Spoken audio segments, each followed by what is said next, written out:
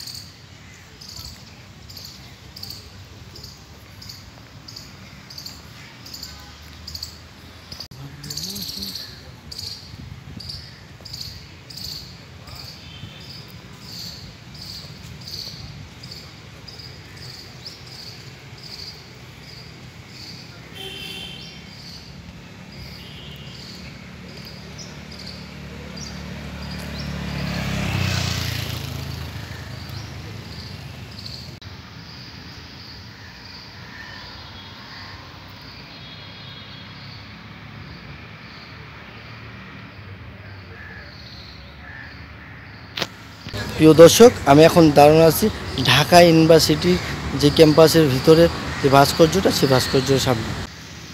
বাংলাদেশ স্বাধীনতা যুদ্ধের স্মারক হিসেবে রয়েছে একাধিক ভাস্কর্য। কলা ভবনের সামনে অবস্থিত অপরাজেয় বাংলা ভাস্কর্যটি বাংলাদেশের স্বাধীনতা যুদ্ধের অন্যতম স্মারক ভাস্কর্য। 6 ফুট বেদি উপর নির্মিত, 12 ফুট উচ্চতা, 8 ফুট প্রস্থ ও 6 ফুট ব্যাস বিশিষ্ট ভাস্কর্যটি নির্মাণ কাজ শুরু হয় 1973 সালে এবং উন্মোচন করা হয় 1979 সালে। ছাত্র শিক্ষক কেন্দ্রের সড়ক দ্বীপে মুক্তিযুদ্ধ ও মুক্তিযোদ্ধাদের স্মরণে নির্মিত হয়েছে স্বোপার্জিত স্বাধীন।